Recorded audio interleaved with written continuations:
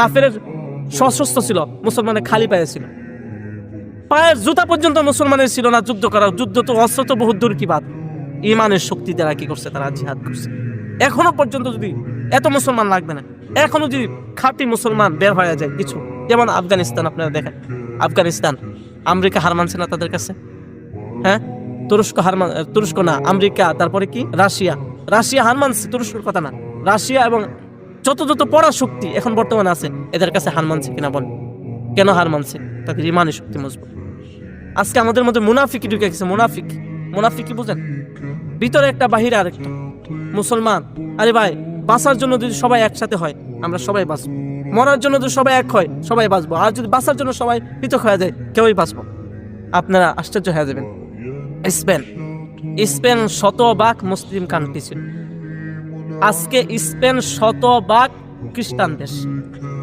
মৌলানা দিল হাসান সাইদি সাহেব এক বক্তব্য বলছিল, স্পেনে এক কাতারে 1 লক্ষ মুসল্লি নামাজ পড়তে পারে। স্পেনে এত বড় একটা মসজিদ ছিল, হ্যাঁ স্পেনে, এখন এটা দুর্গ হয়ে গেছে, খ্রিস্টানদের উপাসনালয় হয়ে গেছে। দিল হাসান সাইদি সাহেব বলে, আমি নামাজ পড়তে গেছি, আমাকে গা ধাক্কা দিয়ে বের করে দিচ্ছে, বলছে না এখানে নামাজ পড়া যাবে না। স্পেনের ইতিহাস জানেন, স্পেন কেন ধ্বংস হয়ে গেছে? মুসলমানদের মধ্যে দাওয়াতি কাজ ছিল না, আলেমদের খানকা নিয়ে বসা ছিল, পিসাবের কাজ নিয়ে বসা ছিল, যে কাজ ছিল মানুষ যা করে কেউ কারোর কাজে কোনো বাধা দিত না। আজকে স্পেন শতভাগ খ্রিস্টান রাষ্ট্র হয়েছে। যখন সমস্ত মুসলমানকে বলছে তোমরা জাহাজে ওঠো, তোমরা নিরাপত্তা পাবে, সবাই জাহাজে উঠছে, জাহাজ ফুটা করে দিচ্ছে, এটি মরছে। এরপরে মুসলমানকে বলছে ঠিক আছে তোমরা মসজিদে সব ঢুকো, স্পেনের যে বড় মসজিদ ওই মসজিদে ঢুকো, তোমাদেরকে নিরাপত্তা দেওয়া হবে, আগুন লাগায় পুড়াই দিচ্ছে। আজকে স্পেন শতভাগ খ্রিস্টান রাষ্ট্র কেন হয়েছে? আমাদের কারণে।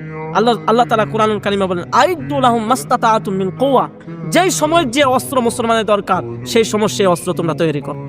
এখন প্রত্যেকটা আজকে আশ্চর্যের সাথে বলতে হয়, আজকে পুরা বিশ্ব, আমেরিকা কোন, তুরস্ক কোন, তারপরে আপনার রাশিয়া কোন, তুরস্ক তো আমাদের মুসলিম রাষ্ট্র, রাশিয়া, আমেরিকা, চীন, আপনার কোরিয়া, যত বিধর্মী রাষ্ট্র আছে আজকে তারা অস্ত্র কেনার হিরিক জমেছে, অস্ত্র কেনা না খায়, আমেরিকার মতো দেশ না খায়া ওরা অস্ত্র কিনে।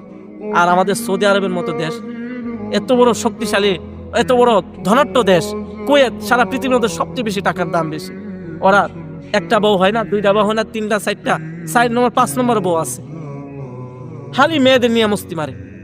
আল্লাহ রাসূল সাল্লাল্লাহু আলাইহি ওয়াসাল্লাম বলছেন, হ্যাঁ আমার উম্মতরা মেয়ে মানুষ নিয়ে মস্তি মারবে।